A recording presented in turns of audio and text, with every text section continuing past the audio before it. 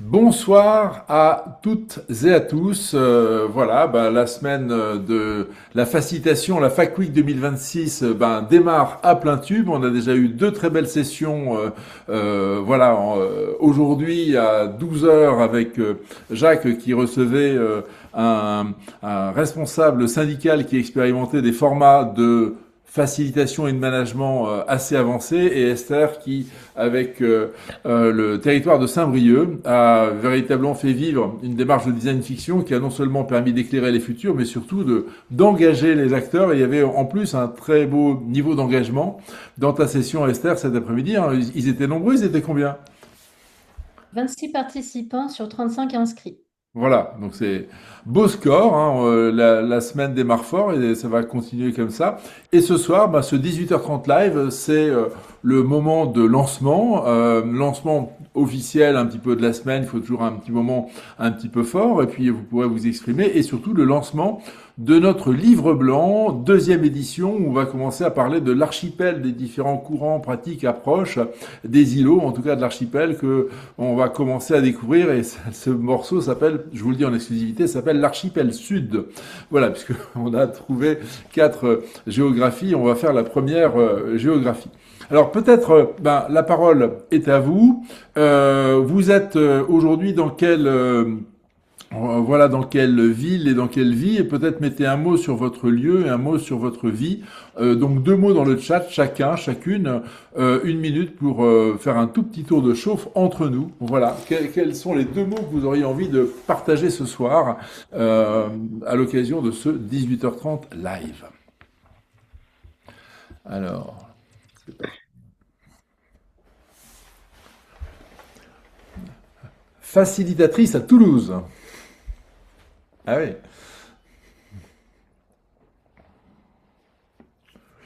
Sud Seine-et-Marne. FG Nantes. Esther, facilitatrice et formatrice à Rennes. Là, il y a plus que deux mots. En direct de Chamonix, je suis descendu des montagnes exprès. Oh là là là là. Consultante, facilitatrice à Périgueux et ravie d'être avec vous. Curiosité et rencontre formatrice en région Aura, Auvergne-Rhône-Alpes. Voilà, c'est l'Aura, on voit tout de suite la puissance de rayonnement de la région. Facilitatrice et animatrice de communauté à Paris. Et les participants, participantes continuent d'arriver. Nous sommes maintenant 17, 18. Voilà, ça continue. Facilitateur et plus à Pont-à-Mousson en Lorraine. Je me demande qui c'est ça. Euh, Facilitatrice en Auvergne. Voilà. En tout cas, moi je suis ravi parce que l'IF, il fut un temps très long. Eh bien, on était essentiellement dans quelques grandes villes et surtout à Paris. Et maintenant, je dirais les gens à Paris, il y en a finalement moins de 10%, donc ou 15%. On est vraiment très très répartis sur l'ensemble du territoire et on est bien ensemble. L'IAF France, c'est génial. Facilitatrice dans les Yvelines et aussi sur Paris. Voilà, 18 participants. Il suffit de parler de Paris pour que ça se réveille. Ouais, c'est ça. Donc, Philippe, c'est toi qui es à Chamonix. Oui, Et donc, exceptionnellement. tu facilites dans les montagnes, là. Ouais, je me facilite un peu la ville en ce moment. On pourrait croire, on pourrait croire. Je vais laisser la parole quelques instants à Jacques, peut-être pour, Jacques, autre membre du bureau de l'IAF. On est aujourd'hui dans un bureau, on va dire restreint. On appelle aussi les candidatures. Donc, Jacques, à toi la parole. Merci Olivier. Oui, donc j'ai eu le plaisir un peu d'animer, de faciliter le déj stratégique de ce midi avec un très très beau partage sur des approches et de gouvernance et de facilitation associées. Et la FACWIC, donc elle promet d'être vraiment plus qu'excitante, hein, au sens anglo-saxon, exciting, donc enthousiasmante. Et le livre blanc, avec Olivier, et puis Philippe aussi, et puis Stéphane et d'autres personnes ici présentes, on a pas mal travaillé, entre autres avec le cercle 1 de l'essence de la facilitation déjà il y a quelques années. Et le bébé, il est en train de grandir, hein. Donc il y avait le premier, le version 1 et la version 2 qui s'enrichit effectivement de 6 îles de l'archipel, hein. Et nous nous retrouvons en fait avec... alors c'est un handicap aussi d'un côté, c'est le mot facilitation est devenu un peu un mot valise, quoi. Donc pour moi, ce livre blanc, si je fais une analogie, c'est on ouvre la valise et on montre un peu ce qu'il y a dans la valise pour que les gens puissent comprendre ce qu'il y a à l'intérieur de la valise. Et ça me plaît beaucoup aller dans le sens de cette mission d'IAF et d'IAF France, bien sûr, d'aller apporter la bonne parole de la facilitation, ce que c'est la facilitation, ce que ça permet, ce que notre beau métier permet de faire dans les organisations depuis simplement travailler sur un atelier, sur une demi-journée ou une journée, jusqu'à des transformations de systèmes auto-adaptatifs complexes, quoi. Et on a rarement des choses qui ont une telle étendue d'impact et une étendue d'action. Voilà. Et donc cette valise, on va également vous la faire découvrir. Et donc merci à toutes et à toutes d'être présents et aussi aux contributeurs d'être présents. Voilà, j'ai dit.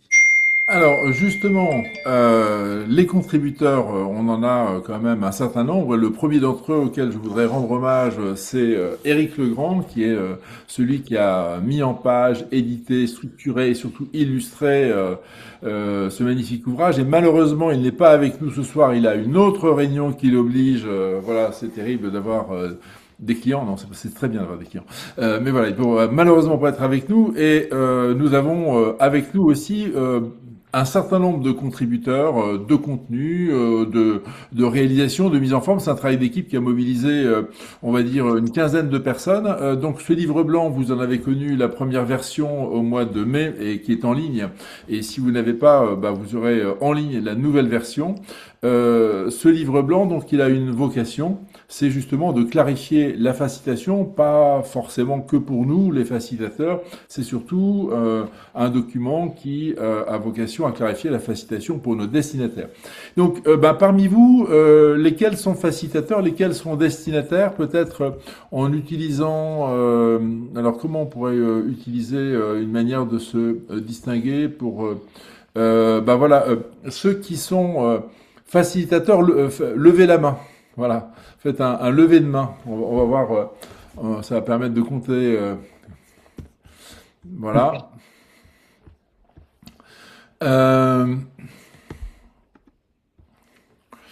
Donc, oui, mais lever de main, pas les pouces. Voilà, ça fout le bordel. Bon, en fait, tout le monde est facilitateur ici. Alors, ceux qui sont il y en a qui se marrent. Et ceux qui sont non facilitateurs, qui sont plutôt destinataires, moi je vous propose d'envoyer des ballons. Voilà, comme ça on vous verra. Bon, on fait pas beaucoup de ballons. On est vraiment entre facilitateurs dans l'absolu. Et y a-t-il des ballons? On est entre nous. Allez, voilà, on est entre facilitateurs. Donc tout le monde a ou levé la main ou équivalent, mais donc on avait pourtant invité un certain nombre de destinataires, ils ne sont pas là, alors ils ont été présents dans d'autres réunions à d'autres moments, mais ici effectivement nous sommes entre facilitateurs. C'est un enseignement parce que le but justement désormais c'est d'aller chercher bien davantage de, de destinataires pour les embarquer dans la facilitation, parce que c'est pas toujours évident. Facilitateur et facilitatrice, me précise-t-on, c'est extrêmement important. Voilà. Elodie nous dit, je ne suis pas sûr d'avoir compris la définition des destinataires. Alors, Peut-être ça vaut le coup d'en dire un petit peu plus, ouais. alors, justement, Philippe Brisvelin, qu'est-ce que c'est un destinataire? Un destinataire, c'est tout simplement quelqu'un qui va utiliser la facilitation.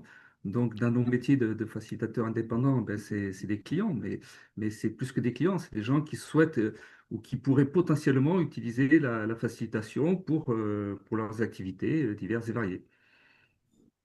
Ok, merci infiniment de cette définition. Donc, les destinataires, ce sont nos clients internes ou externes, mais en tout cas ceux qui nous mandatent, nous facilitateurs, pour faire nos actions. Et aujourd'hui, effectivement, la facilitation, qui était un sujet obscur et inconnu en 2005-2010 quand je démarrais, est devenu un sujet extrêmement peut-être évident, déformé, amplifié au fil du temps. Et aujourd'hui, effectivement, on constate qu'il y a une facilitation professionnelle qui se qualifie de jour en jour et une facilitation peut-être plus courante de laquelle il faut en tout cas clarifier les portées de chacun. Et donc l'enjeu de l'IAF n'est pas de créer en tout cas pas trop vite une norme avec une barrière à l'entrée. Hein. On ne va pas dire il faut être certifié par une formation de 5 ans pour commencer à exercer. On n'est pas des docteurs en médecine, mais pour autant, même si tout le monde peut exercer la cuisine, il y a des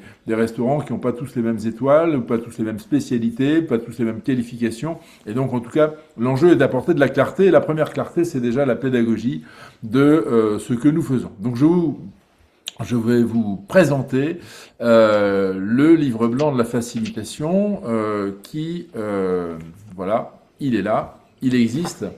Donc, est-ce que vous le voyez maintenant bien en plein écran, ce livre blanc de la facilitation? Oui? Oui.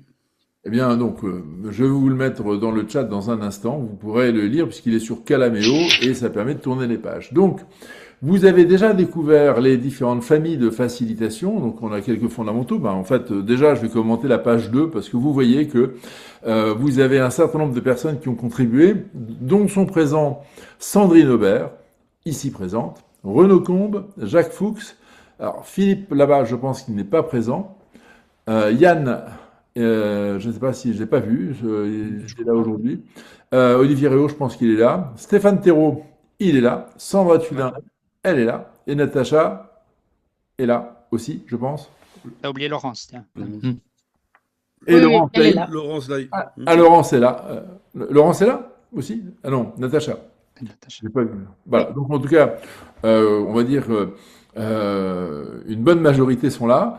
Et donc ont contribué sous différentes formes, en édition, en contribution, en écriture, et un livre blanc donc conçu, piloté, réalisé par Éric Legrand. Et on avait eu dans la toute première version la contribution de Nathalie Sally sur la posture éditoriale, sur justement l'angle pédagogique, comment être à la fois précis et en même temps très embarquant. Ça, c'est aussi un savoir-faire qui a impulsé un petit peu cette démarche.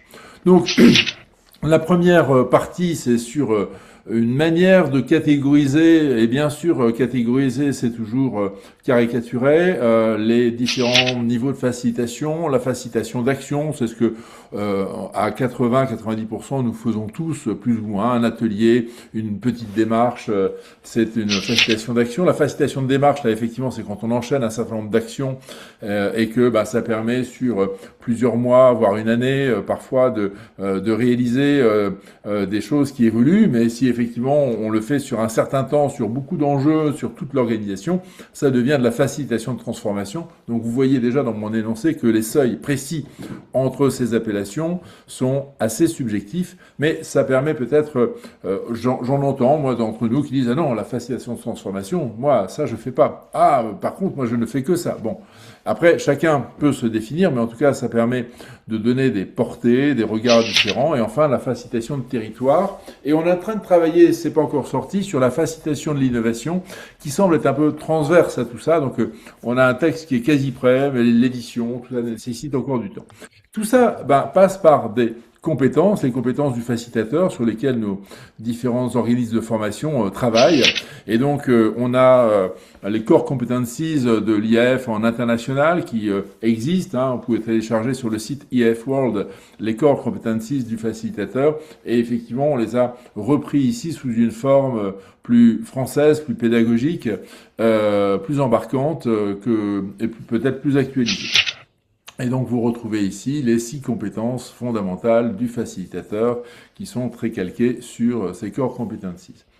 Enfin, les impacts de la facilitation, ça c'est important parce que la facilitation, elle engendre des bénéfices et peut-être qu'on ne les dit pas assez souvent ou pas assez nettement, ce que l'IAF traduit par the power of facilitation, la puissance de la facilitation. Eh bien, effectivement, il y a une notion d'impact et il y a même les Facilitation Impact Awards qui sont chaque année une manière internationale de récompenser des démarches de facilitation qui se sont présentées, qui ont soumis un dossier de candidature et donc on récompense pas simplement le geste, on récompense surtout la capacité à avoir engendré un impact. Et nous arrivons maintenant à la partie réellement nouvelle, parce que jusque-là, ces 16 premières pages étaient connues, même si elles ont peut-être évolué sur certains petits détails. Désormais, nous entrons dans la partie nouvelle, l'archipel de la facilitation. Alors pourquoi l'archipel? Cette notion est apparue lors d'un de nos summer camps en août 2023. On discutait sur l'unité de la facilitation, comment être davantage beaucoup plus clair sur ce que nous faisons, sur ce que nous sommes. Et effectivement, en même temps, on voit bien qu'on a des courants, des approches, des philosophies parfois différentes entre Art of Hosting, Théorie U, MG Taylor. On n'a pas exactement les mêmes centrages. Et pourtant, on est tous dans la facilitation parce qu'on reconnaît tous les fondamentaux qui viennent d'être énoncés sur les 16 premières pages. Et donc, a émergé cette idée que, de loin, on est une grande île, un grand continent, mais de près, on est plutôt un archipel.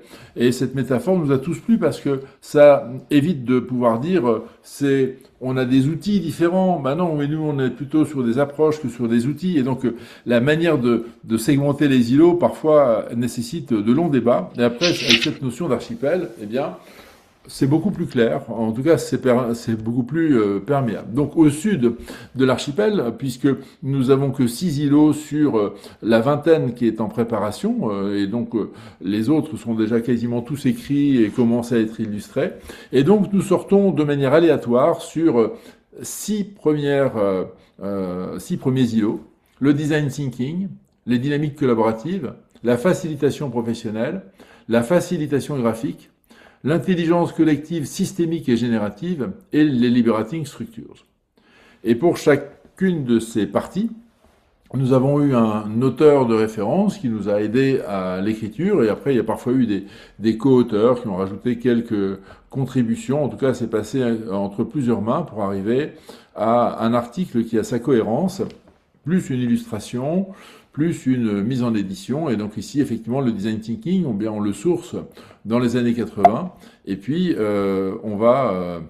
voilà, je suis parti en vrille, là. C'est pas ça que je voulais faire. Je voulais pas partir en mode exposé. Voilà, on va continuer avec la démarche ici.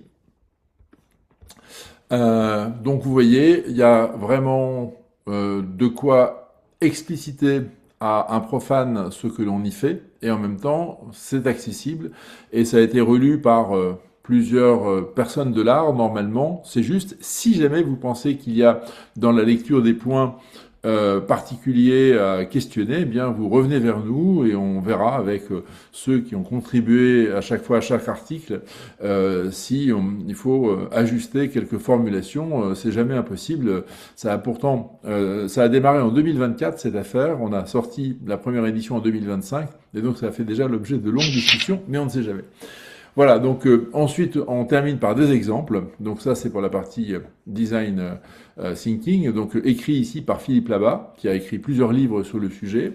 Les dynamiques collaboratives, eh bien comment mettre en mouvement un collectif dans la durée et pas simplement sur un segment de trajectoire, et donc comment travailler sur les 3 énergies naturelles du collectif. Et donc, voilà, ici, les choses sont explicitées. Ici aussi, comment embarquer, mettre en route. Quelques exemples. La facilitation professionnelle, eh bien ça, c'est la facilitation, on va dire, mainstream, avec le fameux diamant du collaboratif, comment on crée un temps de divergence, d'émergence, de convergence, comment, derrière ça, on va capitaliser sur les productions, les contenus, l'énergie des acteurs pour peut-être repartir plus loin. Voilà aussi très bien illustré. Et puis quelques exemples. Donc ici c'est écrit initialement par Laurence Laï de Didascalis et j'ai contribué moi quelques petites parties de ce document. La facilitation graphique, eh bien, écrit par Renaud Combe, qui est ici présent. Peut-être, moi je parle beaucoup, mais Renaud, puisque tu es là, est-ce que tu peux nous présenter en 40 secondes, 50 secondes, les quelques pages que tu as écrites? J'aime pas trop parler devant des gens. Ah, bon, si tu veux, je continue de mon... La facilitation graphique, ne faisons pas de dessin. Euh, et du coup, on a longtemps parlé et on s'est dit que ce serait rigolo de faire ça sous la forme d'une correspondance épistolaire entre deux, entre guillemets, clients prospects, un qui viendrait vivre une session super avec la facilitation graphique vraiment poussée dans tous les sens, et qui raconte à son pote qu'il vient de vivre un truc extraordinaire et qu'effectivement l'usage du visuel au service du travail du groupe est quelque chose de merveilleux. Donc, je prêche pour ma paroisse, mais voilà, c'est comme ça qu'on a pensé le truc. Donc, je veux pas spoiler plus, je vous laisse la lire. Ok, merci. Alors, est-il possible d'enlever le bruit du changement de page? C'est vrai que ça fait sans doute du bruit dans les oreilles et je ne sais pas comment on fait. Alors, Ah, c'est rigolo. moi, j'aurais juste pour demander à Renaud, parce que je crois que c'est important aussi, de différencier le sketchnoting de la facilitation graphique. Ainsi, en 3 mots, tu pouvais un peu voir les deux univers à un moment qui sont complémentaires. Voilà. Regarde le spécialiste. C'est simple, c'est comme je trouve une métaphore vite. Quand tu ranges ton bureau, quand tu ranges ta maison, quand tu ranges ton bureau, c'est que pour toi. Quand tu ranges ta maison, c'est pour tous les gens qui habitent dans ta maison. Le sketchnote, c'est pour toi. La facilitation graphique, dès lors que tu supportes une dynamique collective, dès lors que tu le fais au service du groupe, à mon sens, hein, enfin à mon sens, et au sens de Nicolas Gros, on partage ça. Donc je suis du bon côté du ruban. Euh, je pense que dès lors que tu facilites le groupe, tu peux faire un mind map, tu peux remplir un business model canvas, dès lors que le groupe le voit et que ça sert de miroir et que ça continue de nourrir la réflexion collective, à mon sens, c'est de la facilitation graphique. Ok, merci. Voilà. Super. Merci. Et c'est véritablement un développement de l'intelligence collective, puisque effectivement le collectif appréhende beaucoup plus rapidement sa propre production, et donc en fait ça augmente véritablement les capacités du collectif. Donc c'est souvent ce qui pas, qu'il faut un peu expliciter aussi à des destinataires profanes. On n'est pas dans un travail d'illustration. Voilà, c'est je pense important de... L'intelligence collective, systémique et générative. Jacques, c'est toi qui es l'auteur. Je te laisse présenter. C'est moi qui. Ouais, merci Olivier. C'est plutôt pilote, hein, donc on a écrit à plusieurs mains, dont entre autres Sandrine ici présente, qui a relu et qui a également apporté quelques éclairages et une expérience aussi qu'elle a facilité. L'atout est dans le titre, c'est effectivement, on va travailler sur le système, hein, sur le collectif avec un grand C.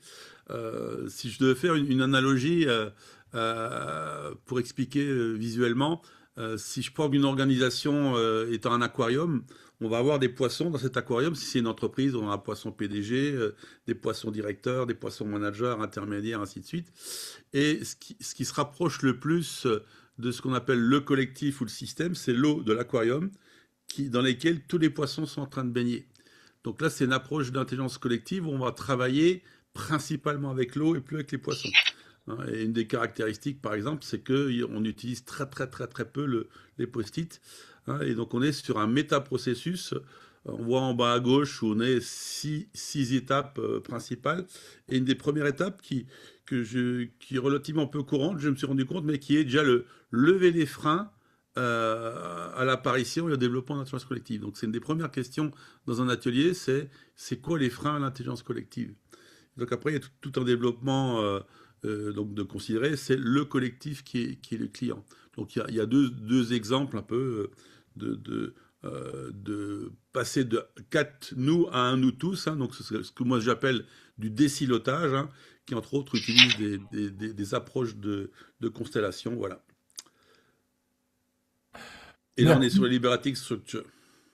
Alors, qui est un peu sur le sujet? Peut-être Philippe, même si tu n'as pas été l'auteur principal, parce que... euh, C'est Stéphane aussi qui était, non? C'était moi pardon, c'est Stéphane. c'est moi qui ai écrit Ben, alors, cette page, ces 3 pages. pardon, Stéphane, Oh ben, excuse-moi. Oui, je en quelques propose à mots, Stéphane. certains d'entre, mais Philippe connaît bien aussi, bien sûr. Voilà. Mais on est plusieurs. Oui, Il ben, y en a je compléterai peut-être. il y en a Si... certainement d'autres, mais je vais pas en dire beaucoup, simplement Non, pour dire que Stéphane, pardon, Stéphane. oui, que c'est une boîte à outils et moi, à la base, je ne suis pas spécialement orienté outils, mais cette boîte à outils, elle a quelque chose de vraiment intéressant, c'est qu'elle est d'abord extrêmement modulaire. C'est pas une boîte dans laquelle on est enfermé, c'est une boîte dans laquelle on peut. Enfin, c'est un coffre à jouer en fait. Voilà. Allez, tiens, je le dis comme ça. C'est un magnifique coffre à jouer avec des tas de choses qui ont plein d'usages différents et qui peuvent s'enchaîner, s'emboîter. C'est des Lego. Voilà. Et c'est des Lego qui sont accessibles à l'expert du Lego comme plutôt débutant qui a envie d'essayer et de mieux travailler avec ce qu'il a. Voilà. Donc évidemment, ça ne sera pas le même résultat. Mais il y a quand même pas tant au coffre à merveille, c'est bien aussi. Merci Sam. Voilà. C'est je m'arrêterai sur cette définition-là. Voilà, et donc quelques exemples. Donc à chaque fois, Oui, voilà. effectivement, c'est à la fois long et court, hein, chacun des articles. On arrive déjà au bout, et donc merci pour ceux qui ont supporté le bruit terrible du calaméo qui tourne. Donc c'est joli à voir, mais ça fait du bruit dans les oreilles. Donc voilà le travail qui est présenté. Je vais vous le mettre dans le chat. Alors est-ce que les uns les autres, vous avez envie de réagir par rapport à ce que vous découvrez? Ça vous paraît pertinent, utile, ça perfectible sans doute? Voilà, la parole vous appartient et je me tais. Oui, je vais peut-être dire 2 mots. Oui, bien sûr, c'est quelque chose qui est utile. Alors, pour rejoindre un petit peu ce qu'on disait tout à l'heure, là, quand on a fait un petit peu le partage entre nous, on s'est aperçu on a beaucoup de facilitateurs, de facilitatrices. Ce qui serait intéressant, c'est de partager ce livre maintenant avec des personnes qui, justement, ne connaissent pas beaucoup la facilitation.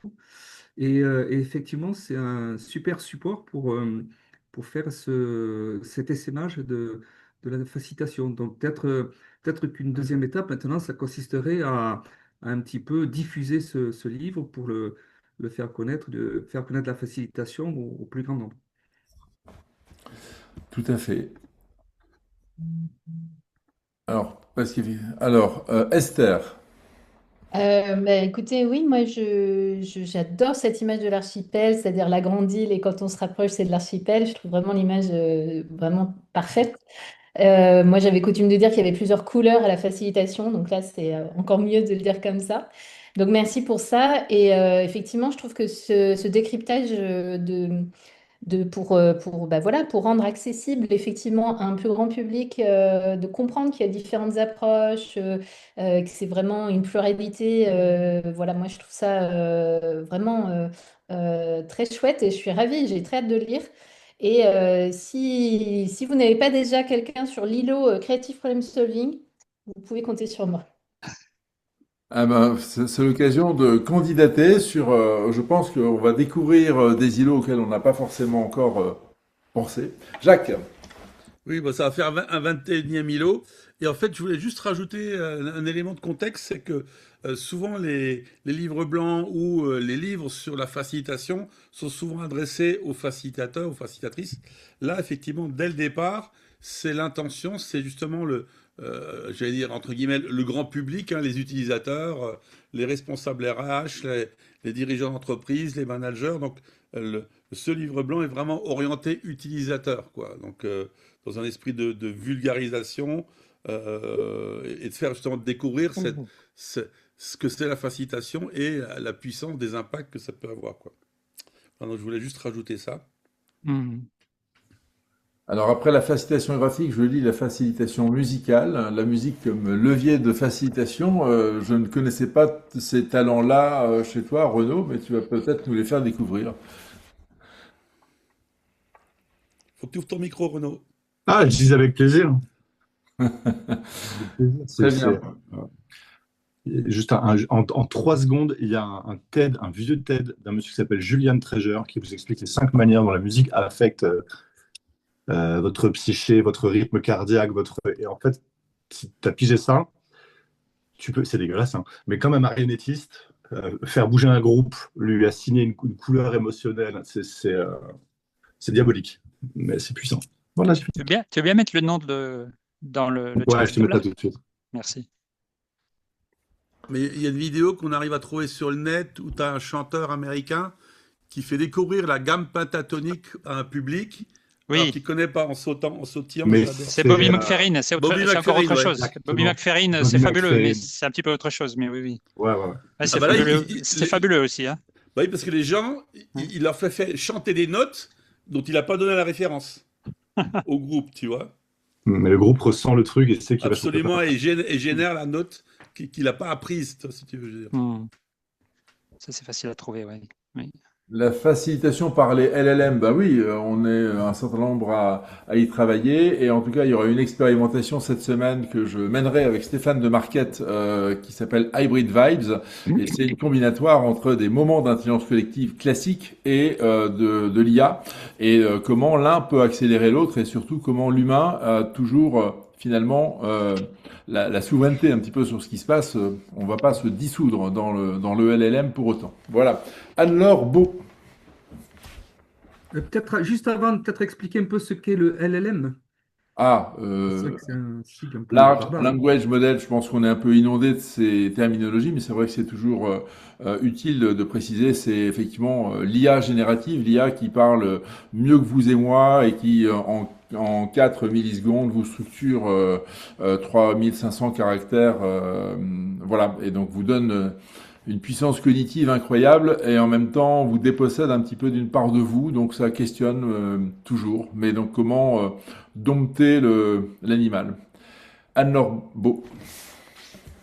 Oui, Olivier, j'avais juste une question de clarification. Au départ, tu as parlé de Art of Hosting, tu as parlé de la théorie U.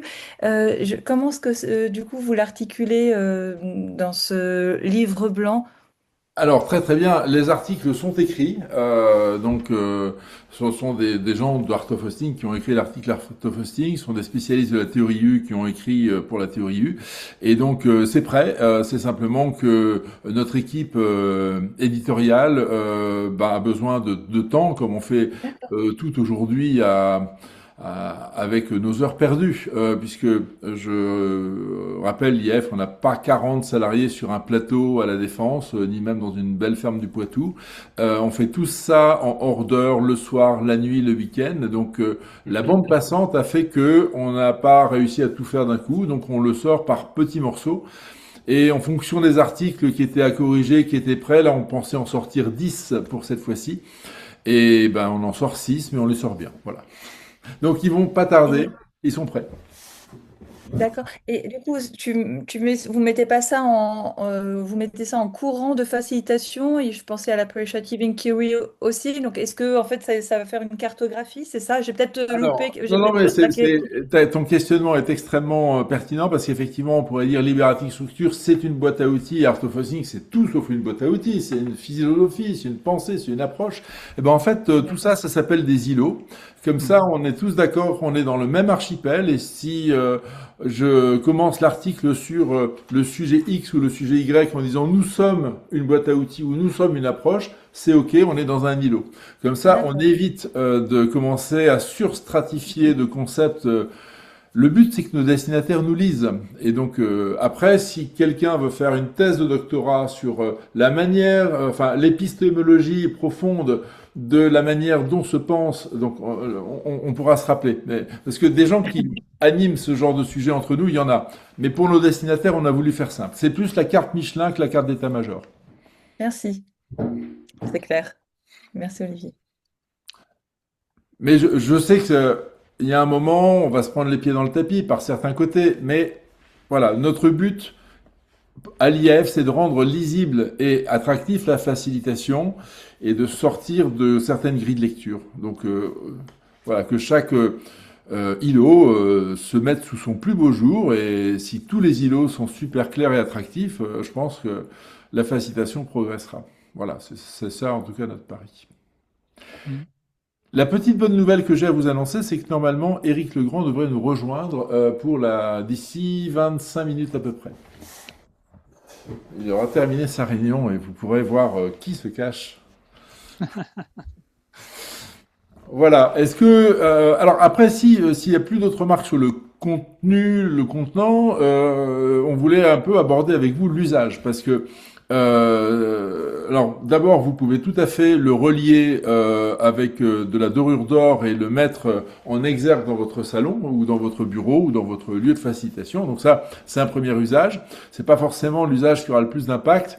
Et après, vous pouvez l'utiliser auprès de vos destinataires. Et donc, moi, j'aimerais vous entendre sur l'envie que ça vous donne de l'utiliser auprès de vos destinataires. Dans quelles circonstances ce document vous paraîtrait utile en appui? À quel moment? Est-ce qu'il faut l'envoyer tous azimuts? Est-ce qu'il faut le réserver à des moments particuliers? Il faut faire des conférences et le distribuer ensuite? Finalement, c'est quoi l'usage de ce livre blanc selon vous? Donc, je vous laisse la parole et qui a envie de s'exprimer, s'exprime. Et je me tais, à vous la parole.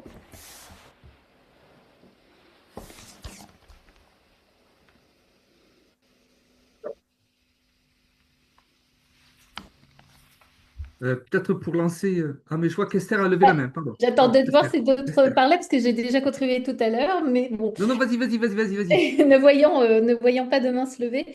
Moi, le premier usage auquel j'ai pensé, c'est d'abord dans un cadre de formation pour effectivement, ça peut être en amont ou pendant la formation, partager aux apprenants pour qu'ils aient une vision globale et en même temps, justement, simple et claire. Voilà, je pense que ça peut être intéressant. Donc, j'ai d'abord pensé à cette application-là avant de penser à l'application auprès de prestations. Dans le cadre de prestations, je préfère laisser la parole à d'autres pour voir un peu. J'ai des petites idées qui viennent, mais je préfère voir. C'est pas prêt encore à être partagé. Ok. Merci Esther. Alors, je vois qu'il y a des contributions par courrier.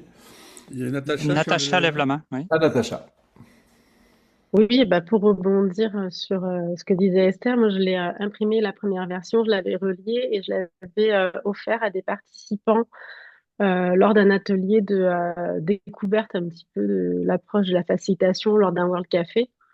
Et ça a été super bien reçu en fait parce qu'ils ont contribué, ils ont eu leur visuel, leur contribution et ils sont repartis avec un petit document physique. Donc l'idée c'est que ce soit un peu comme un témoin, qu'on puisse se passer de main à main pour semer et prêcher la bonne parole, quoi.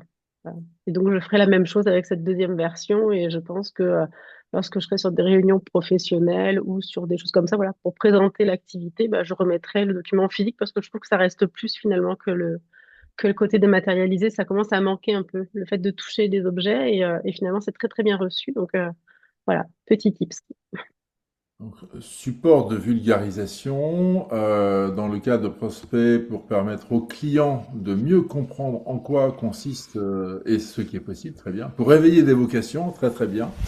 Pour avoir une base commune avant de différencier son offre et aussi comme manifeste pour fédérer autour d'une famille définie de prestations. Bah écoutez, super. Merci beaucoup. Alors parce qu'effectivement, on s'était posé la question, hein, c'est un sujet qui était récurrent en disant bah, tiens, on va aller contacter la NDRH, on va aller contacter le conseil régional machin, on va aller contacter le MEDEF, on va aller mais on leur dit quoi? Oui, alors moi je suis un facilitateur du courant, de la pratique, de machin, et je vais pas parler des autres parce que je suis pas légitime pour en parler. Et donc on s'est dit à un moment, il faut qu'on ait quelque chose qui soit universel et facile à porter. Donc on est arrivé à ce format-là, hein, c'est pas venu tout de suite.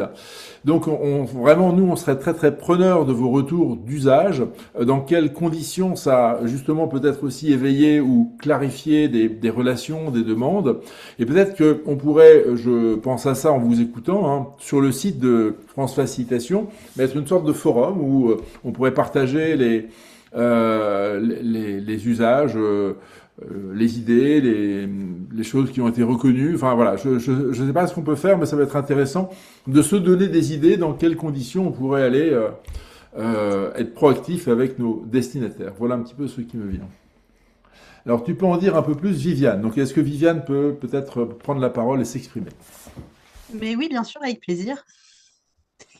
Disons que le travail qui est fait là par rapport à la facilitation, qui est donc une pratique qui est pas récente, mais qui cherche à se définir et qui cherche à cadrer un petit peu, ça me fait penser au travail qui a été fait dans les années 2010 sur la médiation numérique, avec justement la production d'un livre blanc sur la médiation numérique, avec une archipel, avec des définitions, avec des groupes de travail basés sur l'intelligence collective, justement pour essayer un petit peu de, pas forcément de donner des frontières, mais essayer de donner une consistance un peu plus claire pour éviter éventuellement des dérives ou de mettre n'importe quoi là-dedans pour justement aussi montrer qu'il y a un vrai service, une vraie professionnalisation, une vraie volonté. Et voilà, c'est dans ce sens-là que je disais fédérer autour d'une famille définie de prestations. Merci beaucoup. Et je voudrais rebondir sur un mot qui vient de dire sur la professionnalisation. C'est peut-être encore une partie qui manque sur en quoi finalement euh, on est une profession et c'est parfaitement décrit. Enfin, c'est décrit chez un certain nombre de prestataires constitués de notre profession en disant voilà, on va commencer par vous écouter, on va vous remettre un document, une proposition, on va co-construire une démarche. À la fin, vous aurez donc finalement, cette dimension-là, pour l'instant, manque. Et en même temps, elle est difficile puisque chacun a son niveau et sa nature de professionnalisation. Effectivement, faciliter une démarche de 6 mois institutionnelle avec un grand organisme ou une grande entreprise ou faciliter une structure plus modeste, le formalisme, naturellement, n'est pas le même. Mais quelque part, c'est voilà, ce questionnement-là n'a pas encore été abordé. Donc, je voudrais laisser la parole à Renaud et ensuite à Yann. Oui, c'est intéressant que tu soulèves ça parce que moi, je vois poindre de plus en plus des formations à la facilitation, notamment en université. Donc, il y avait le DU de co-design, Sergi de- Pontoise. oui, oui, qui avait été à l'époque initié, si j'ai bonne mémoire. Je commence à. Pardon. Par Greg Serikoff avec d'autres personnes. Euh, je vois ce truc poindre et moi, je m'en fous qu'on ait 30 ans d'expérience ou qu'on ait 1h45 d'expérience. C'est juste que ça peut être aussi intéressant à un moment donné de dire ce que vous disiez un instant, peut-être éviter de dérive, donner un cadre, aussi pour eux soit-il. Et puis aussi juste de se dire que je suis prof en université, peut-être c'est marqué, mais j'arrive pas à trouver là, sur des conventions citoyennes étudiantes qui sont, on aura l'occasion d'en parler plus tard, mais où sont formés des facilitateurs avec des petits kits de survie, et je pense que ça peut rentrer dans le kit de survie, hein, voire dans la formation plus dans le dur. Voilà, c'est ce que je veux dire. Alors, ce serait quoi un kit de survie du facilitateur? Bah, moi, je vois des pupus, c'est des gamins, quoi. Ils ont 20 ans et ils doivent animer même sur l'animation d'un groupe, sur comment distribuer la parole, sur comment je vais gérer mon petit atelier. Et il y en a qui sortent tout fiers en disant, ah, je suis facilitateur. Et c'est bien. Est-ce que ça suffit pour faire le parallèle avec la sommellerie? Vous pouvez faire des dégustations avec vos potes, vous pouvez aller acheter le caviste tous les 15 jours. Pour arborer le pins en forme de grappe de raisin, il vous faut un diplôme de sommelier et tant d'années d'exercice de la profession dans un restaurant en tant que sommelier. Je ne dis pas que c'est vers ça qu'il faut tendre, mais voilà, c'est bien d'avoir un niveau plancher. Hein, non, voilà. En Ok. tout cas, ça peut servir à ça. Merci Renaud. Yann. Ben, peut-être pour abonder dans le sens, mais aussi dans une autre dynamique, c'est un moment de ne pas tomber face à l'hyper simplification, en fait, de dire juste, ah bah la facilitation, c'est juste Hmm. justement ce que vient de dire Renaud, on va coller des post-it et on va s'amuser. Donc le fait d'ouvrir le champ des possibles, je pense que ça, c'est déjà super important, de juste montrer les îlots, montrer que ça existe, parce que l'autre point, peut-être que, enfin, en tous les cas, que moi, quand j'initie une discussion en disant, ah, la facilitation, ah, il y a beaucoup de gens qui ne sont pas forcément au courant de ce que c'est réellement la facilitation. Donc là, il y a un écosystème qui le connaît, mais souvent, je me retrouve face à des personnes qui réagissent en disant, ah oui, mais c'est quoi exactement ou qu'est-ce que vous faites? Et donc là, justement, d'avoir ce support-là, ce média-là, je pense que ça permet aussi déjà de donner un cadre, en fait, sur la discussion, quoi. Très bien. Merci Yann. Jacques. Oui, je voulais rebondir sur ce que disait Renaud. En fait, c'est tout le travail du cercle 1.2 qui travaille entre autres sur la professionnalisation du métier de facilitateur, effectivement. Donc, Renaud, si tu veux nous rejoindre ou d'autres personnes, il y a différents cercles. On va peut-être pas forcément parler ce soir, mais l'IAF, c'est nous, et donc il y a tous des cercles de travail pour faire effectivement avancer le schmilblick et justement l'idée du kit, je veux dire, des kits de survie du facilitateur, ça peut être également une chose qu'on pourrait faire émerger ou que tu pourras apporter au cercle 1.2. J'ai dit. Alors, je vais quand même rebondir sur ce que tu dis. Hein. On rebondit sur le rebond, hein, ça vient du basket. Mais le cercle 1.2, ça devient presque du jargon. Donc, je vais quand même clarifier un tout petit peu comment fonctionne l'IAF aujourd'hui. Donc, l'IAF, eh bien, il y a une équipe cœur. Je vous présente ici l'équipe cœur de 11 personnes, dont un certain nombre sont présents ici ce soir. Voilà l'équipe cœur. Avec le célèbre Éric Legrand qui n'est pas encore avec nous. Et cette équipe cœur, en fait, elle est organisée, alors il y a plein de post-it partout sur notre board Lexwood, mais elle est organisée en cercles. Il y a 11 cercles aujourd'hui. Non, il y en a 10 parce qu'il y en a un qui a fusionné. Et donc, ces cercles, en fait, on a d'abord des cercles sur le contenu, sur la professionnalisation. Il y a le cercle 1.1, d'où l'appellation de Jacques, du 1.2, sur l'essence de la facilitation. Et c'est ce cercle qui a décrit c'est quoi la facilitation. On a tenté des définitions. Ça a permis de créer les 16 premières pages du livre blanc. On a mis 1 an et demi, 2 ans à arriver au bout. Hein. Ensuite, eh bien, comment on va faire en sorte qu'on ira vers davantage de professionnalisation et de certification. Donc là, depuis 6-8 mois, eh bien, il y a le cercle 1.2 qui travaille. Et à chaque fois, vous avez un leader de cercle, un facilitateur de cercle qui pilote ça.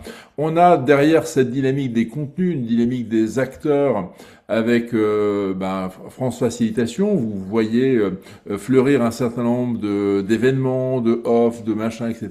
Donc là, vous avez le cercle 2.1 piloté par Stéphane, coordonne les programmes, il y a un cercle de communication, il y a un cercle sur l'expérience des membres, et puis une fois qu'on a des contenus et des facilitateurs qui travaillent bien ensemble, eh bien on va aller porter la bonne parole en rayonnement vers le monde entier, en tout cas tous nos destinataires, comme on les appelle. Eh bien donc c'est le cercle Livre Blanc et autres éditions, piloté par Eric, et puis il y a le cercle des partenariats, pour aller voir un certain nombre d'acteurs destinataires, et le cercle Live et Rayonnement qui depuis quelques mois s'est remis à l'ouvrage, parce qu'à un moment il n'y avait personne. Hein. Tous ces cercles à chaque fois fonctionnent parce qu'il y a des prénoms sur des étiquettes, et derrière ces prénoms sur des étiquettes, il y a des vrais gens qui se réunissent régulièrement pour faire en sorte que ça tourne. Et puis pour que tout ça, ça fonctionne à max, eh bien on a des cercles spéciaux. Donc là pour l'instant, on a plutôt créé une task force pour l'opération, sinon j'aurais tout fait, mais c'était pas ni ma capacité, je faisais que 24 heures par jour et certaines je dors. Et donc voilà. Et après il y a des synergies avec IAF World. Donc le cercle, le Master Cercle 4 aujourd'hui, il est beaucoup plus en pointillé qu'en réalité. Il a été théorisé. Et derrière ça, vous trouvez donc ces Master Cercles sont retravaillés beaucoup plus dans le détail. Voilà, donc on va retrouver des réunions, des machins. Donc là, je vais pas vous faire tout le détail, mais on travaille sur nos boards et on essaye d'avancer ensemble. On essaye, alors je vais vous dire un truc incroyable, de faire en sorte que ce qu'on raconte à l'extérieur sur la facilitation, on tente de le pratiquer entre nous. Donc c'est la prétention qu'on a. Et on a tous bien conscience que faciliter des facilitateurs, c'est jamais très facile parce que on est très exigeant sur comment les choses sont faites. Et donc si tout ça, ça vous donne un tout petit peu d'envie, on serait très heureux d'avoir quelques personnes de plus avec nous parce que la tâche est grande. J'ai fini.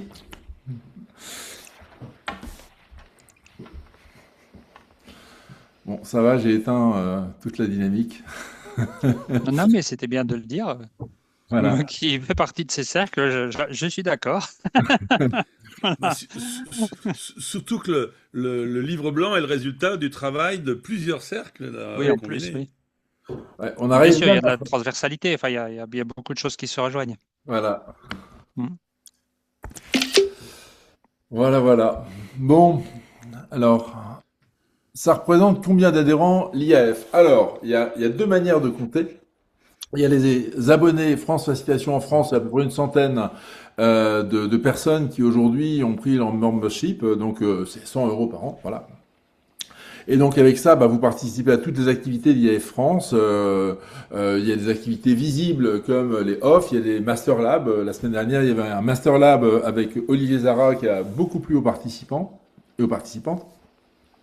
Et puis vous avez l'adhésion IAF World qui vous permet de participer à toutes les activités internationales, les grands forums, les conventions, etc.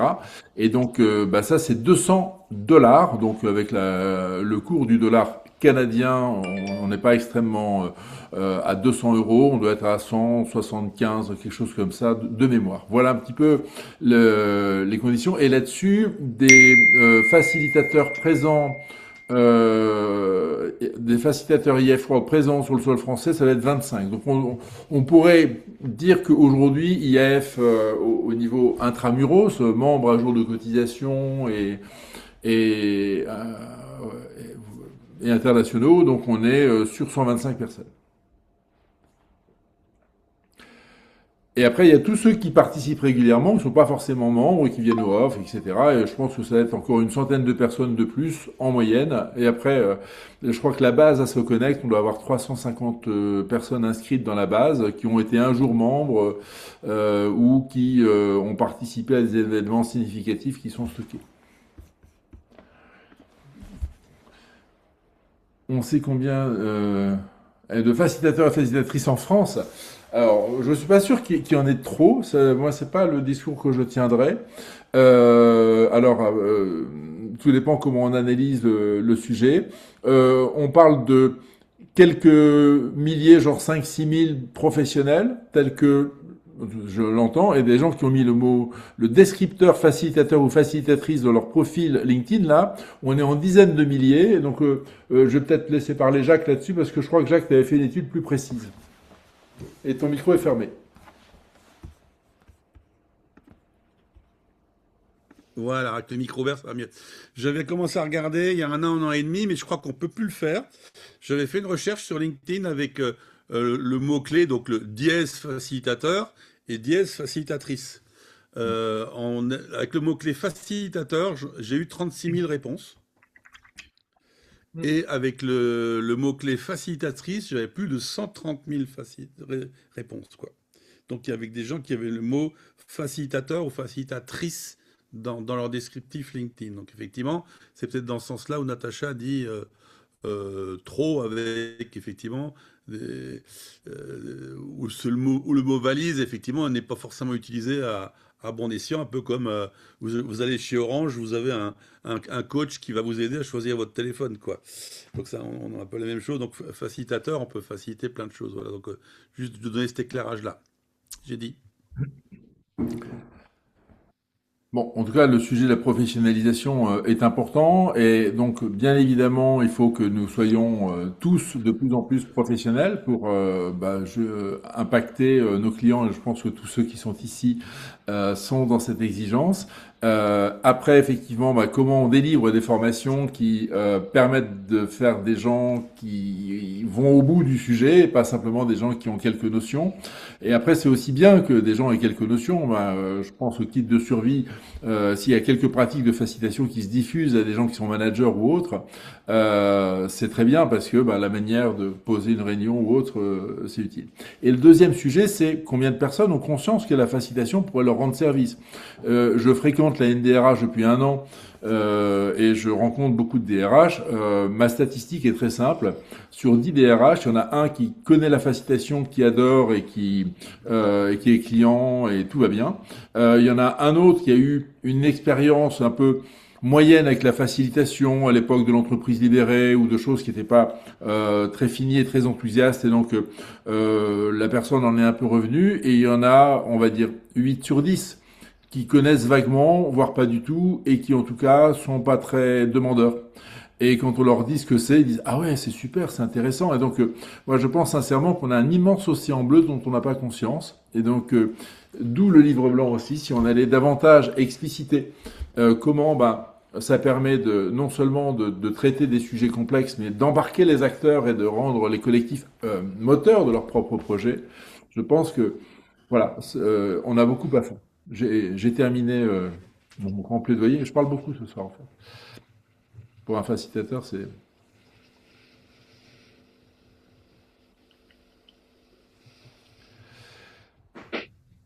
Oui. Pierre-Yves. Ah, alors, Philippe. Je vais comme ça un peu te soulager. Ouais, moi, je reviens toujours quand même à une question qui nous a beaucoup travaillé avec IEF France, c'est comment faire sortir un petit peu la facilitation de son cercle. Moi, quand j'entends beaucoup parler de cercle, alors c'est sympa parce que ça a un côté, on se met ensemble pour délivrer un truc, ça c'est chouette, mais ça aussi, ça évoque aussi cette notion qu'on est toujours un petit peu tous entre nous, et c'est peut-être ça qu'il faut un petit peu briser pour permettre un petit peu à ce courant d'aller dans d'autres directions. Et moi, je pense que la direction qui pourrait être intéressante, c'est celle de l'entreprise. On parle beaucoup de management. Alors, il y a beaucoup d'études sur le management qui se font. On veut changer de management, etc. Peut-être que, enfin, moi, j'en suis persuadé, je ne sais pas si d'autres le sont également, mais ça pourrait être une forme de management qui pourrait être assez bénéfique. Mais pour ça, il faut que les gens de l'entreprise un petit peu se l'appréhendent. Donc après, comment le faire pénétrer à l'entreprise, en participant à des séminaires, peut-être en sortant un livre sur le management, je ne sais pas. Mais il y a peut-être quelque chose à voir là-dessus pour que ça serait un super truc si on pouvait pénétrer ce monde-là. Très bien, merci Philippe. Donc, Jacques et Renaud. Oui, moi j'allais rebondir sur Esther, qui note dans le chat et comprendre la posture du facilitateur. Alors, je vais donner un avis personnel, j'ai toujours un peu de difficulté avec le mot posture. Posture, c'est quelque chose qui s'apprend, mais qui n'est pas forcément authentique. Personnellement, moi je parle plus d'état d'être.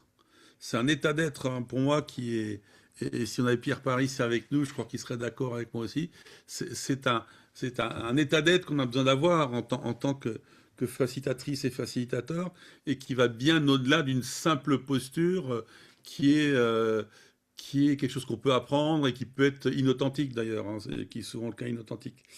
Et c'est une différence qui fait la différence dans la facilitation, avec mon expérience. Voilà, donc je voulais juste pour répondre sur le petit mot d'Esther, j'ai dit. Merci. Renaud.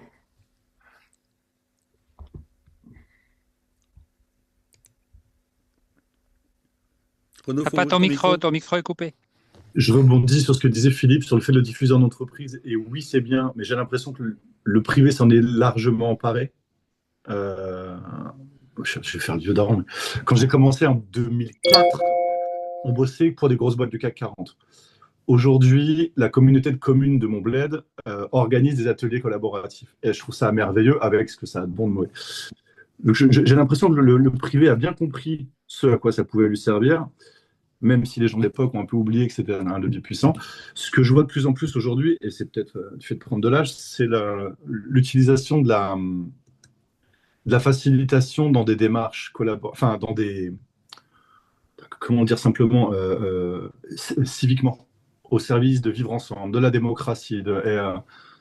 Un conseil municipal, c'est stupide, dans le sens où celui qui parle le plus fort, celui qui a le pouvoir, je pense que insuffler, distiller des outils collaboratifs dans ce genre de démarche, et c'est ce qu'a fait plus ou moins bien, ce que font plus ou moins bien les conventions citoyennes. C'est à un moment donné, si on assied des gens autour de la table, comment on sort le meilleur de ça, quoi. Et je pourrais vous en parler des heures. Parce que des fois c'est bien, des fois c'est pas fini, des fois c'est mal pensé. Enfin voilà, moi mon truc en ce moment c'est plus le mettre au service de la société civile, c'est ça que je veux dire, que du privé. Je pense que la démocratie en a besoin en ce moment. Merci beaucoup. Alors, on a deux suggestions de prise de contact donc avec le DU d'intelligence de Cergy Pontoise. Donc là, on a de très bonnes connexions et ils étaient intervenants dans la précédente Fac Week. Et par contre, la DITP, je ne sais pas qui a des contacts avec la DITP dont on entend parler beaucoup, mais en tout cas, moi, j'en ai pas directement.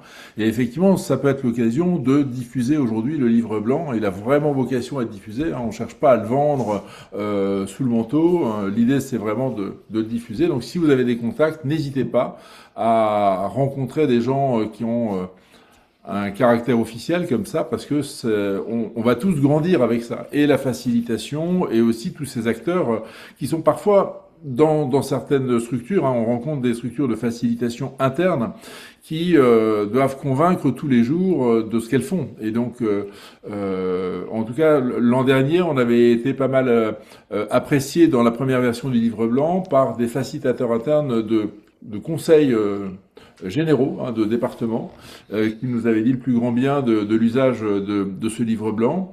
Et donc, on peut penser que c'est vrai dans beaucoup de circonstances de cette nature. En tout cas, on a besoin de vos retours d'expérience et si vous pouvez pratiquer le livre blanc dans différentes circonstances, dans certains cas, ça va pas marcher, vous allez vous prendre des tomates. Non, pas de ce genre de choses ici, on est des gens sérieux. Et dans d'autres, vous allez être accueillis à bras ouverts parce que c'est important. Et je vous demande, musique, de faire faites du bruit pour l'arrivée incroyable en personne. Il est là, il arrive, Éric Legrand, il est avec nous et on l'applaudit bien fort. Ouais. Voilà, avec la vidéo, c'est bon. Bonjour, merci. Merci pour cet accueil. Éric, on ne parle de toi on ne fait que parler de toi et en plus en bien.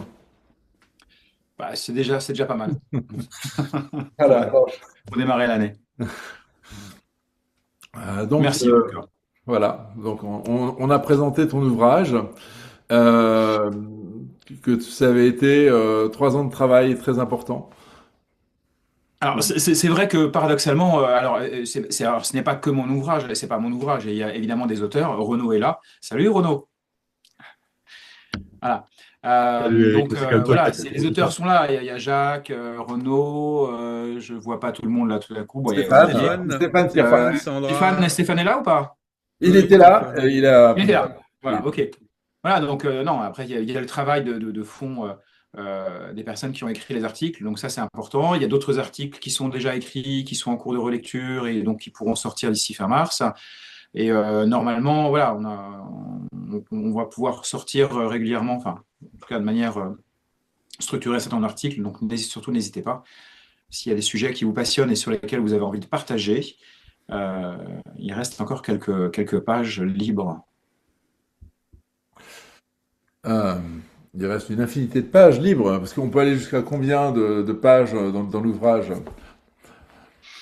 Après, il y a une vraie question, c'est juste le poids de l'ouvrage. C'est-à-dire que là, on était limite pour l'envoyer au niveau du poids, pour être dans les standards. Après, il va falloir retravailler le... Voilà, après, il y a des petites questions techniques, mais après, je pense qu'on va arriver peut-être à avoir des blocs un peu différents. Mais voilà, pour l'instant, voilà.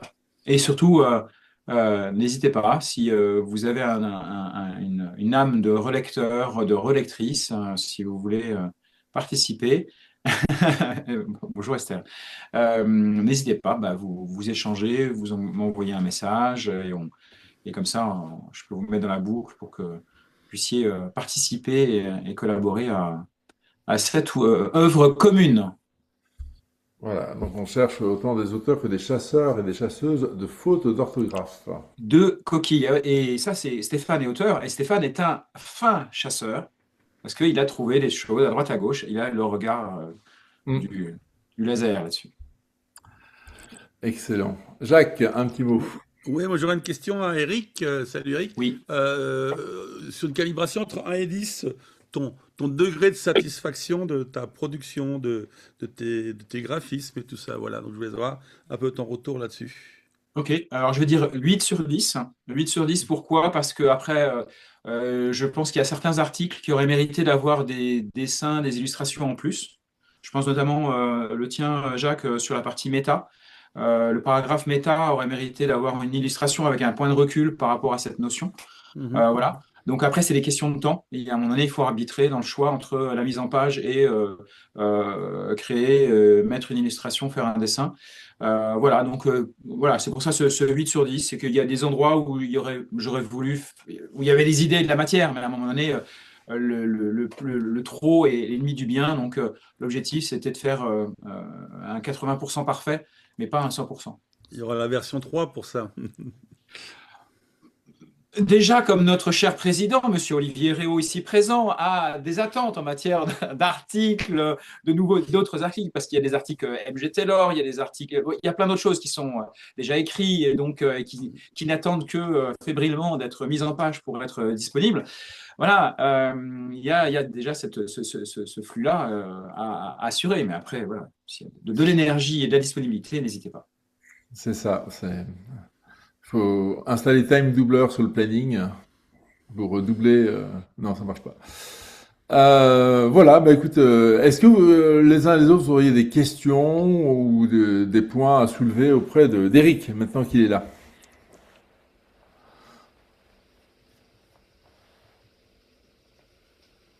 Je vois Sandra qui agite la main. Oui, moi je voulais juste vraiment te dire bravo. Bravo, bravo, parce que oui, effectivement, il y a des textes, il y a des contributeurs et tout, mais tout le travail que tu fais avec tes illustrations, avec ta mise en page, ça met tout en lumière en fait.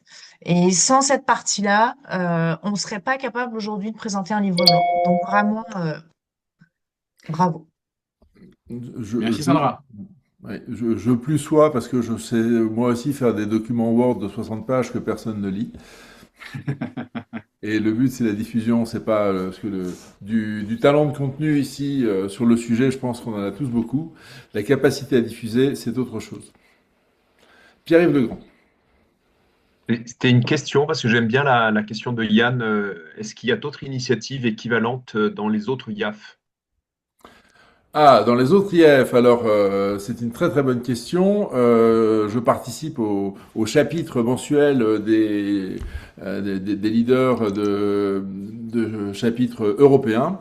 Et ce document fait très envie à beaucoup d'autres chapitres. Et donc, moi, j'aurais expliqué qu'il fallait qu'on négocie les droits de tout un travail, parce qu'effectivement, si ça devient une œuvre mondiale, il va peut-être falloir quand même que on a une certaine reconnaissance, parce que pour l'instant tout ce travail était extrêmement bénévole, donc on est en négociation, parce que effectivement non seulement rien n'a été fait de tel, mais en plus le fait d'avoir des définitions sur la facilitation, je vais vous annoncer un scoop, l'IAF a renoncé à avoir une définition stable de la facilitation, donc il y a plusieurs définitions, il y a des core competencies, il y a une charte éthique, mais il n'y a pas de définition simple de la facilitation portée par l'IAF. On est le seul chapitre à avoir tenté de le faire, à l'avoir fait, et en plus à ne pas avoir été contesté par nos pairs en l'ayant fait. Donc on y est allé justement avec le temps et beaucoup de discussions, en rajoutant un mot ici, en changeant une virgule, en stabilisant, et finalement, je pense que le saut créatif, il a été fait effectivement sur le concept en août 2023, quand on a séparé les fondamentaux de l'archipel. Parce que si on ne séparait pas l'un de l'autre, dès que je me mets dans une vision d'un îlot, forcément cette définition, elle n'est pas tout à fait vraie. Alors que là, maintenant, il y a une définition qui est la définition des fondamentaux, et puis il y a ce que sur un îlot donné, on pense de la facilitation, et les deux fonctionnent. Et donc, du coup, on est un peu les seuls à avoir fait aujourd'hui, à ma connaissance, peut-être à l'autre bout du monde, mais en tout cas en Europe, on est absolument les seuls. Et Europe et Amérique du Nord, je sais qu'on est les seuls à avoir fait cette démarche. Et alors, pour compléter ce que dit Olivier, la notion d'archipel, j'ai essayé de vérifier justement si c'était pas quelque chose qui existait par ailleurs. C'est-à-dire le rapprochement entre archipel et facilitation. Non, c'est vraiment là on va dire une émergence, une création, en tout cas IAF France. Et je pense que la notion, alors elle a été suggérée par d'autres personnes, évidemment d'autres facilitateurs qui ont dit ah ouais l'archipel, tout ça. Et c'est vraiment ce principe-là qui anime, en tout cas la publication des différents articles, c'est de dire voilà on navigue. Tout ça n'est pas forcément homogène. Il y a de l'hétérogénéité, de la diversité, de la différence, et c'est OK. Voilà. Et comment on peut accueillir ça et voir là-dedans une ressource pour chacun des facilitateurs qui sont présents. Voilà. Oui, alors moi je vais rendre hommage à Lorenzo Favia qui avait formulé le terme et au fait que les 15 qui étaient réunis pendant ce summer camp avaient convergé. Et je pense que c'est extrêmement important que nous, les facilitateurs, on travaille sur des temps collectifs. C'est aussi la raison pour laquelle le 27 mars, on est partenaire de la démarche que mène Johan Luro. On en parlera vendredi 6. Johan Luro et Marc Bougeret, et donc ils ont lancé il y a quelques années le Facilitation Day, qui est un temps collectif qui n'était pas au départ porté par l'IF, mais du coup, nous, à partir du moment où ça respecte un certain nombre de points clés sur les valeurs, eh bien, on se dit, arrêtons de faire des chapelles isolées, travaillons ensemble, et véritablement, on a besoin. Donc là, ici, ce sera au mois de mars, le 27 mars, donc inscrivez-vous, et puis on refera un summer camp cet été, à une date qui n'est pas encore définie. Voilà, donc c'est important de faire corps et de faire ensemble. Donc, Ouais. voilà. Il y a, Renaud, dans le chat, tu dis une partie en open source, point d'interrogation. Tout est en open source, je crois. Hein. Donc, le micro, ouvre ton micro. Micro. Alors, j'ai ma réponse. Ok. Non, quand tu disais de négocier quand tu disais négocier qui a fait quoi, ce qu'on en fait, à qui on le cède, si c'est. Voilà, je vieillis encore. Sur le document, il n'y a pas de copyright. Ok, super. Non, mais en fait, ils peuvent aussi être protégés en Creative Commons. Pour bien dire que la paternité, c'est l'IAF France. Et cependant, ils peuvent être. Voilà, je pense qu'on va arriver à une internationalisation du document, mais je pense qu'on a encore besoin peut-être de monter quelques marches sur l'édition. Et il faudra encore qu'on se réunisse, équipe cœur et étendue pour se dire, maintenant, qu'est-ce qu'on fait? On va peut-être pas non plus bloquer le sens de l'histoire. Ce serait plutôt aussi une reconnaissance du travail fait. Ok. Voilà. Oui, à l'heure actuelle, on est en Creative Commons 4.0, voilà, sur la version. Ok, cool. C'est marqué sur le document. C'est marqué à la fin. Tout est marqué. À la fin ou d'accord, que à la fin. Dernière page. Ouais. Et en deuxième page, il y a un renvoi justement à cette page-là sur les conditions d'usage et avertissement. Voilà. Ok. Et alors du coup, j'ai la parole et je la garde pendant 20 secondes. Tu parles du 27 mars de faire un truc ensemble à plusieurs. Ma question est, ce sera du visio ou ce sera du vrai de vrai? Alors, donc là, c'est une grande journée en visio. Donc là, je vous invite à regarder un petit peu le programme de la Fac Week parce que il y a une session qui est dédiée à cette opération, une session qui est portée par Yann ici présent. On s'est aussi réparti dans la production des événements cette opération. Alors, où est-elle cette démarche? Facilitation Day, voilà, ici. Voilà, donc Yann, tu peux en dire un mot peut-être? Oui, alors je ne vous promets pas, j'ai quelques perturbations qui s'appellent des enfants, donc veuillez m'excuser s'il y a des bruits parasites. Mais donc oui, l'idée c'est vraiment là, vendredi, c'est vraiment de faire le pont, le lien entre la Fac Week qui va se clôturer vendredi et l'event donc, qui aura lieu en mars. Et là, l'idée c'est vraiment de voir un peu la formule, qu'est-ce qui souhaite, qu'est-ce qui va sortir justement, qu'est-ce qui va déboucher de l'event, d'une journée complète, quelles sont les dynamiques attendues. Donc n'hésitez pas à participer, ça vous permettra déjà d'avoir, on va dire, le teaser en avant-première.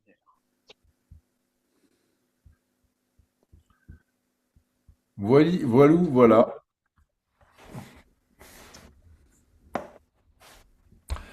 Donc, si on parle un tout petit peu de la Facilitation Week, je ne sais pas si tout le monde a vu l'étendue du programme, parce qu'il y a quand même une grande diversité de contenus, des contenus qui correspondent justement aussi aux têtes de chapitre du livre blanc. On a été dans ce sens-là. Donc vous avez effectivement un temps, si je reprends un petit peu les grands sujets, mercredi après-midi vous avez un sujet sur les liberating structures avec Frédéric de Verville. Jeudi matin vous avez de la facilitation graphique avec Ariane Riveros qui est la graphiste qui nous a fait le design Fac Week 2026 et aussi 2025 avec cette petite fusée, cet environnement, voilà. Un déjeuner stratégique avec Jean-Philippe Poupard est la leader des facilitatrices de ADO, le Roi Merlin, et de Crédit Mutuel Arkema. Donc, excusez du peu, on va quand même parler un petit peu de communauté déjà pas mal constituée. Hybrid Vibes, eh bien, c'est cette démarche où on va conjuguer dynamique collaborative humaine et moment d'IA pour alterner, en alternant l'un et l'autre, augmenter la puissance, la capacité à explorer, et en même temps à faire toujours que l'humain soit au centre. En tout cas, c'est l'expérimentation que vous vivrez jeudi après-midi, une session de Power Experience de 2 heures. Vous aurez de la stratégie à l'action, une démarche. Donc ça, c'est jeudi soir avec Philippe et c'est du MG Taylor, hein, c'est ça, Philippe? Il n'est pas là. Le Facilitation Day, donc ça, c'est effectivement le déj stratégique de vendredi midi. Et le laboratoire d'innovation publique, ça, ce sera vendredi soir avec une personne qui en a mis en place, où il y a eu aussi des retours de l'histoire et des redéparts. Donc voilà comment finalement les laboratoires d'innovation publique sont aussi des lieux qui questionnent les progrès de la facilitation avec toutes les transformations culturelles que ça suppose. Et donc, on a demain après-midi, mardi, les essentiels QVT en mode facilitation avec piloté par Sandra, c'est... Il y a Ono à midi avant aussi. Hein. Oui, là pour l'instant je reprends par rapport au visuel qui s'affiche. Ah, Le pardon, Serious ok. Game, donc ce sera demain soir avec Sandra et comment elle s'appelle Ingrid. Ingrid Le Tessier. Ingrid Le Tessier, voilà, excusez-moi.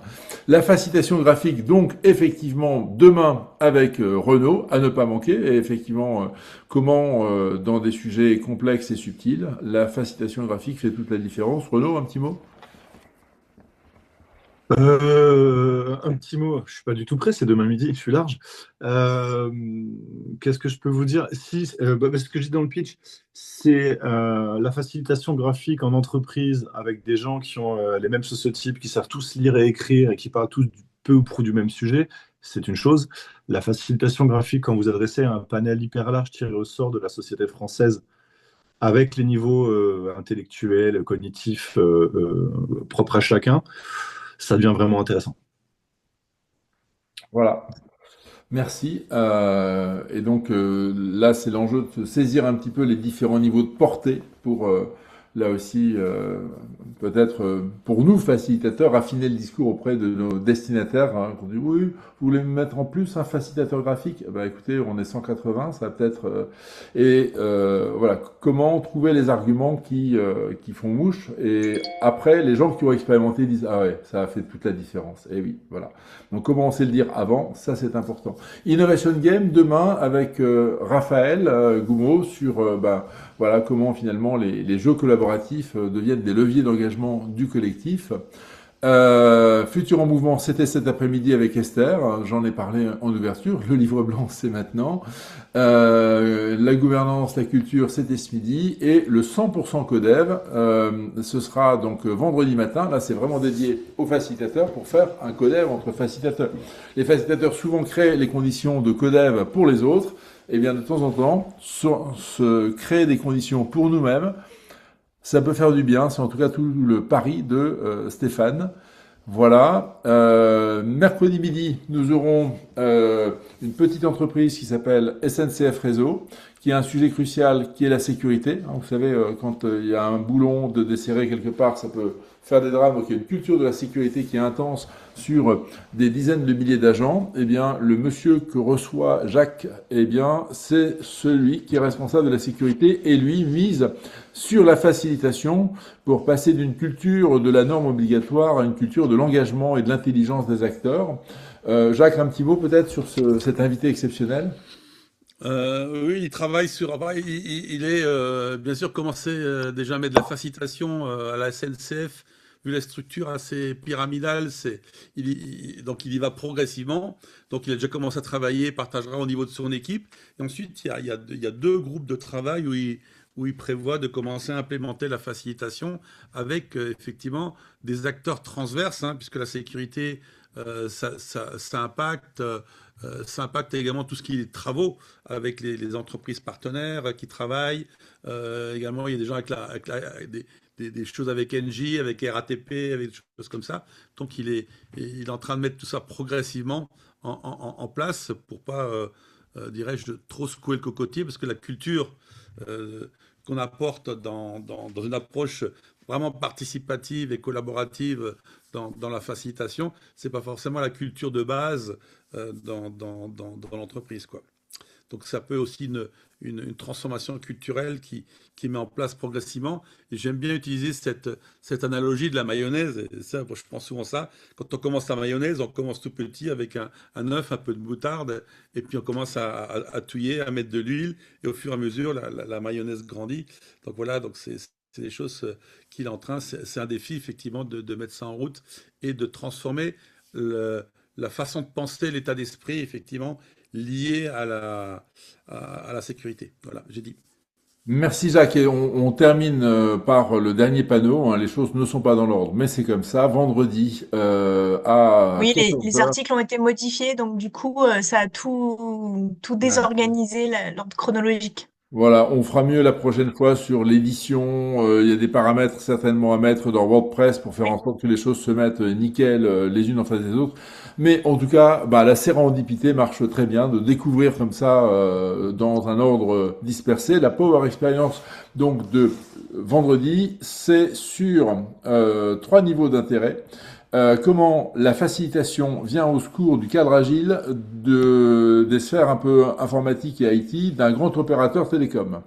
Et donc, bah, l'agilité, c'est pour être fluide, mais le fait de le faire à grande échelle bah, nécessite un petit peu un cadre, un framework, et le framework finit par engendrer des effets de rigidité quand on met ça en place à grande échelle, et la facilitation vient rajouter de l'intelligence collective dessus, et on se rend compte que ça marche très très bien quand on couple tout ça ensemble. Et bien donc Patricia Rouault et son équipe viendront nous raconter ça dans le détail. Là aussi, on est sur des champs de la facilitation différents, et ça marche. Voilà, voilou, donc vous êtes déjà quelques-uns à être partis. Ben, ce que je vous propose, c'est de faire un dernier tour d'horizon avec quoi ceux qui restent repartent de ce lancement de la facilitation, du livre blanc de la facilitation. Il y a Sandra. Sandra qui lève le doigt. J'aurais une petite, enfin, si vous êtes OK, quelques chiffres à vous donner, parce que moi, j'aime bien les chiffres. Oui. Aujourd'hui, on avait 74 inscrits en tout sur nos 3 événements et on a eu 59 présents. Donc, on est à un taux de participation de 79,7%. Et je trouve que pour une première journée, c'est top. Et demain, on attend 77 personnes.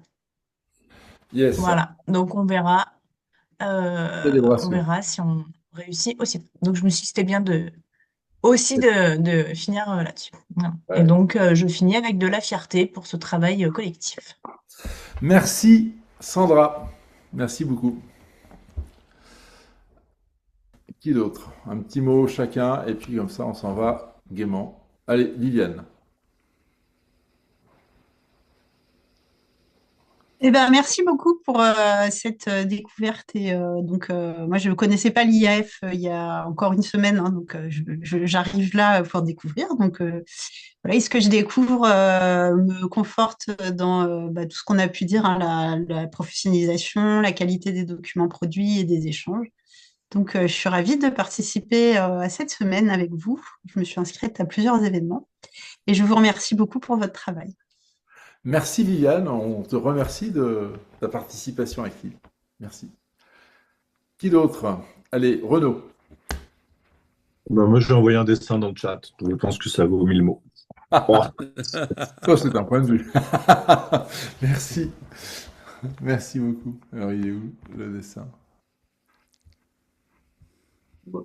Je suis un peu gauche, moi, avec le digital, donc ça se peut qu'il soit pas dans le bon chat. Que quelqu'un suba. Ici, il est bon, il est dans Il le est chat. bon, ça va. Merci. Jean-Emmanuel. Eh bien, aujourd'hui, je repartirai avec du dynamisme et puis une envie de vous retrouver demain. Eh ben, merci. Sandrine. Programme époustouflant. C'est une semaine qui fait honneur au métier. Ouais, vraiment. et qui incarne la pluralité. Et ça, c'est une grande force de l'IAF. Bravo. Merci pour ton commentaire qui fait chaud au cœur à toute l'équipe. Eric, Moi, je regrette de ne pas pouvoir être disponible pour assister à l'atelier, notamment de Renaud et à d'autres. ouais. Voilà. Donc, j'aurais bien aimé, hein. Mais là, cette semaine, c'est chaud, chaud bouillon pour moi. Donc, voilà, je verrai vos retours et je verrai un peu comment ça se passe. Pour tous les déj stratégiques, hein, les 12h-13h, comme c'est plutôt en format talk, en format conversation, on va dire en bon français, il y a un replay. Et donc, tu pourras revoir. Voilà. Ok. Jacques, Je vais continuer dans mes habitudes en somatique, voilà. Parce que je vais partir avec ça. eh bien, écoutez, moi, je repars avec beaucoup de bonheur et d'énergie partagée. Voilà, ça fait quand même quelques années que je pousse le wagonnet de l'IF avec vous, mais plus on est nombreux et plus on est qualitatif, plus c'est un plaisir. Et donc, merci. Merci. Voilà, je ne sais pas quoi dire de plus.